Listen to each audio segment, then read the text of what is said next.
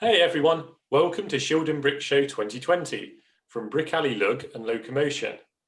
We've got Steve Mays here, who's got a pretty impressive Lego build to share with us. So hey Steve, how's it going? Hi Graham, I'm good. How are you? Yeah, all good, thank you. So could you Good. tell us a little bit about what you've got in front of you there? Okay, so what I've got here is a version of Stephenson's rocket, which I have submitted to Lego Ideas in the last few months. You can see it here. So it's currently on about 1,1300 votes, had a really good start, tailing off a little bit more recently. So the rocket is something that's really quite an iconic train, obviously, but it's very iconic for this region. I live up in North Shields, near Newcastle, where the original was built, so it's quite locally important. Yeah, and this is my my attempt to recreate it in Lego. It looks absolutely amazing. If people do want to support this, what's your username on Lego Ideas? Good question. I think it's Brick This, or it might be Steve Mays. I'm not sure about that. Well, if people search for one of those, hopefully they'll find it. Yeah, they should find it. Yeah, I think it's Steve Mays actually, because I think when I first registered on there, I didn't have my company name, so I think it probably is Steve Mays. And what inspired you to build this model? Well, this is actually the third rocket that I've built. So about 3 years ago, I had an exhibition up in Newcastle as part of the Great Exhibition in the North, and I put together a load of models about northern inventions and things that have come from the north, the cultural things, all sorts of stuff, and the rocket was in there. So I did a version of it for that, which was a similar size, but it was a different style. I did it sort of quite flat, almost like a picture, sort of side view of it. Yeah. And then I've also got a much bigger version of this that's about 1.6 meters long, that's currently on display at the Centre for Life in Newcastle, and that's part of an exhibition about great achievements, and that's one of the favourite models I've ever built. It's really put a lot of time and effort into that one. So it's a little bit too big for Lego Ideas. far too big. What basically happened when I was doing that, I thought it would be nice to do a Lego Ideas version of this, and actually it was probably lockdown that resulted in it, because I wouldn't have got around to it otherwise, but things went a bit quiet over lockdown, so I sat down, I designed this, and yeah, the idea was just to make it something that people could build, but to not really go down the route of the sort of traditional Lego train route, if you like, which I have to confess was never my interest when it came to Lego. So what I wanted to do with this was to make something that was more of a kind of UCS like Ultimate Collector Series version, not something that will work on existing Lego tracks.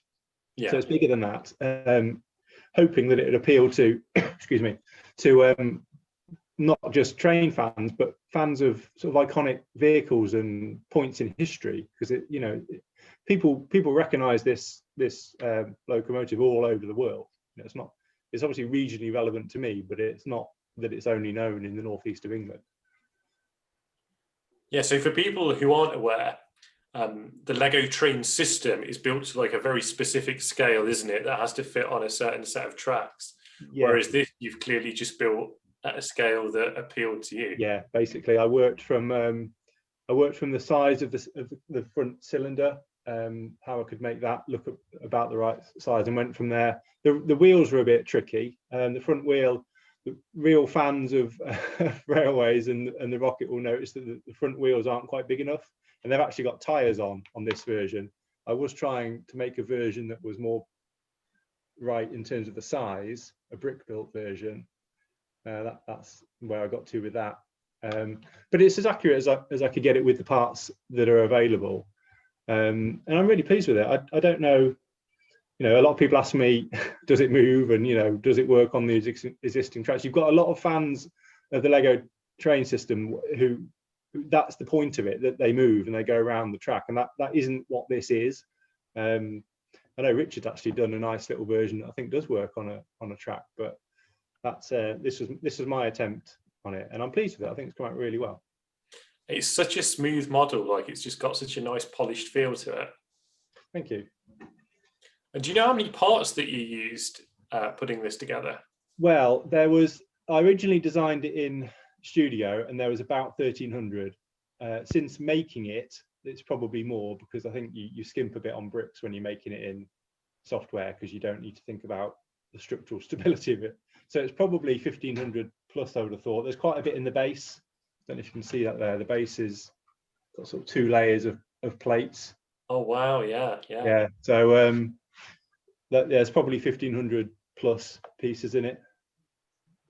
And how close is the physical? So you mentioned that you end up scrimping on bricks a bit.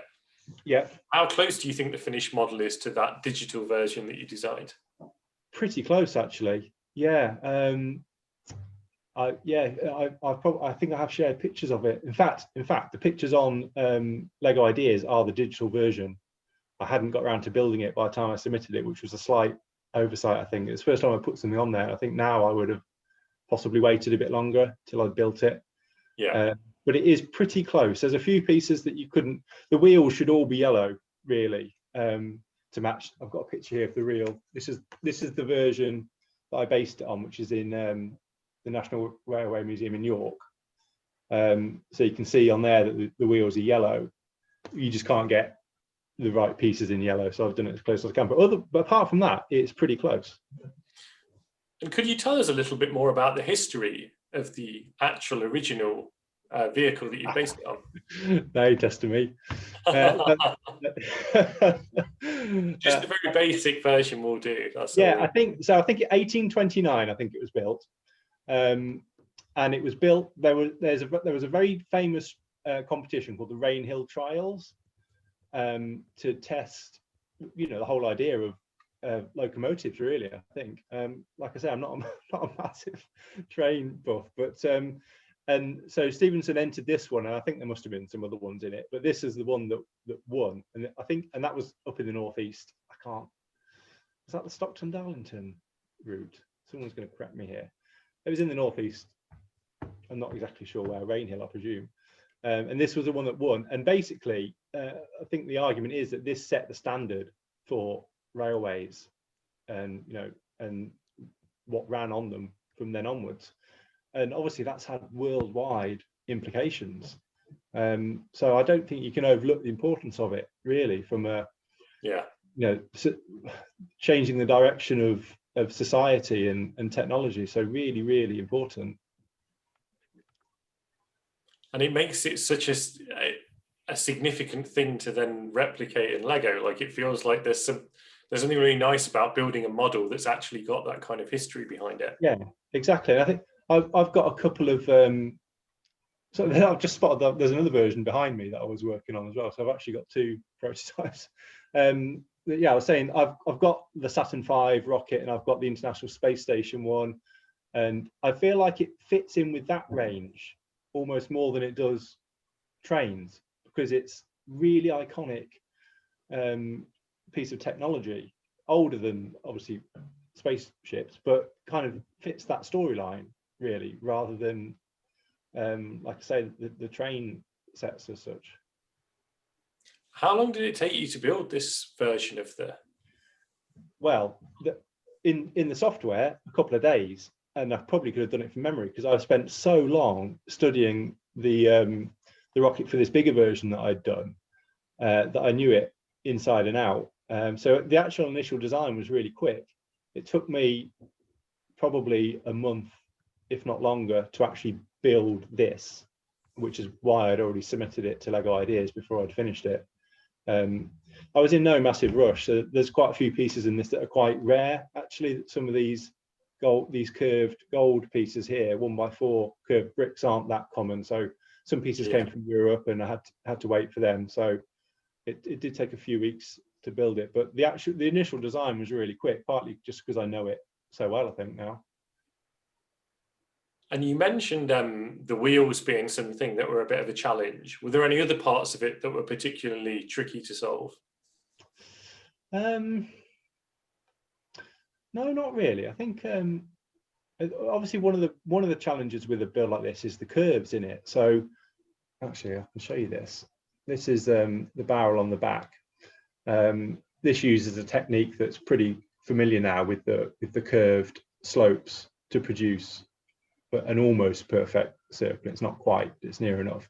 Yeah. But so I think if you didn't have a great deal of experience of Lego, that kind of thing would be tricky. But I've been doing this for years now, so I think I know how I'm going to build things like that. The challenge for me, I think, really is the accuracy and getting the scaling right, and making sure that everything is in proportion to each other. So things like if you get this right, can you do a chimney that's going to be the right size? Because you only get these cylinders in certain sizes, so it gets tricky, and that does take a little bit of planning ahead. But I think that's worked out pretty well with this one. There's always compromises. You can't possibly do it perfectly accurately at this size, but I think but that is really important to me. I've always, with everything I do, most of what I do is architectural builds. It's always about the accuracy for me. I want to get it as precise as I can. And I think that's part of the fun, isn't it? What you mentioned about struggling to get things exactly right, the kind of limitations of the system, kind of pushing them and seeing how far you can go to getting it spot on is part of the joy of it. Yeah, that's it exactly. I mean, I got back into Lego about 6-7 years ago now, and to start with, it was a nostalgia trip, and then it became, I used to be an architectural photographer, so my angle was could as well as photographing buildings, could I try and interpret them in Lego? And the fascinating thing for me was, yes, you've got loads of different pieces now, far more than when I was a kid in the 80s, and loads of different colors, but it's still a pretty limited range of shapes compared to what you could potentially have. Yeah. And that is the challenge for me. How can you get a certain look or certain shape with those pieces without, you could 3D print anything now, really. People say to me, do I get special parts made? But where would you stop with that? You could 3D print the whole thing. So for me, and I think it's probably the case for most Lego artists or Lego architects or whatever we call ourselves, is the challenge is to use the pieces that are available. Have you been able to take this model to any actual shows? Although you mentioned you're building it in lockdown, so I guess not. Yeah, no, it's sat in my studio since I built it. I'm in touch with the museum in York about potentially having it on display somewhere in York. I don't know where yet. Actually, my contact isn't directly with the museum. I'm hoping that it can be displayed somewhere. I haven't really explored that very much. It's just been so, well, as we all know, it's been a very strange few months. So I think I just it was almost a hobby, actually. It was a kind of a hobby build, and I put it on Lego Ideas, and to begin with, didn't think I would actually build it either. That was the other thing. So that was kind of a secondary decision almost. It would be nice to have it on display somewhere, definitely. And are there any other builders who you admire, who you'd like to give a shout out to, or who have perhaps influenced you? Oh, that's a good question. There's loads and loads. There's a few that spring to mind, but you put me on the spot here. I won't necessarily. One as well, right? It's a tricky question. I'll tell you what. When I first got back into Lego, I knew nothing about other people building things with Lego. I'd not heard the word AFOL. I didn't know there was clubs, and that was the case for probably the first year or two of me doing it. It was purely me in my spare room before I had the studio, building for the fun of it. It was a stress release thing. And then when I kind of discovered that there were other people doing it, and mostly through Instagram, I think, and there was a few people that popped up, and there's a guy called Jeff Friesian, I think his name is. Jeff Works is his Instagram handle, and he does these beautiful little city builds, imaginary cities. You must have seen him. Yeah, I think I have. I absolutely love his work, because one of the things with Lego is that I think there's a tendency for people to expect really massive Lego models because they are appearing quite often now, and for me that doesn't appeal. I'm not interested in how big can you go. I'm interested in how accurate can you make it, at a pretty reasonable size. So, and his work is a brilliant example of that, because it is tiny really, but they are beautiful. They're like works of art. There's another architectural guy called, his name is, his Instagram handle is Deep Shen, and I think he does it as a hobby. He's based in, I think, possibly New York, certainly America somewhere. He does a lot of skyscrapers. There's a guy, I really can't remember his name, but he only works in black, and he does beautiful, Oh, yes. like horses, and I think it's Econ something is the beginning of the. Yeah, I'm worried. I don't think I know how to pronounce his name. No, I wish I'd known this question in advance, because I would have looked it up. But we'll include it in the notes though below the video. Yeah, okay. He does really beautiful artwork out of primarily black Lego. Yeah, there's plenty of others. Rocco in America as well, who does a lot of architectural stuff, just at a really, really high standard. Yeah. There's plenty of others, but yeah, they spring to mind. And the last question we've got is, what's your favourite memory of Shildon Brick Show? Okay. It's family friendly. Yeah, well, how many have I been to? I think I've only done 2. Or was it even 1? I did the first one. And the whole thing was amazing, because that was the first time I'd ever taken anything to a show. And at that point, I mostly only had my own build. I don't think I'd done any commissions at that point, possibly St James's Park football stadium. But it was brilliant, because it was the first time anyone I'd met people seeing my work, if you know what I mean. So, and the response was brilliant. That was really, really good, just from an ego point of view, almost, just to get feedback from people, and to meet other people, and to realize that there's other people out there who is into Lego as much, or if probably more, because a lot of them had never stopped playing with it since they were kids. But what was also fascinating was how many different little sub genres there are. Yeah. The people who collect models, the people who tweak existing models, or see what else they can build from a set, or people who build completely their own things. It's just, yeah, that was really really interesting. I don't know if I can remember any really funny memories. You put me on the spot again with that one.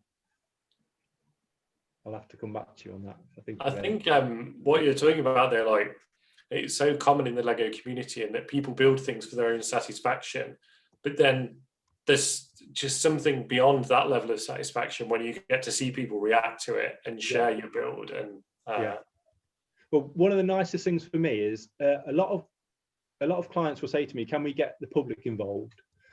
And in the early days, I would have really really backed away from that, because it was very much a solitary thing for me. It was a stress release. And then I did a couple of projects. I did a big metro train, which is 3 meters long, and half of it was built by kids. We did an event.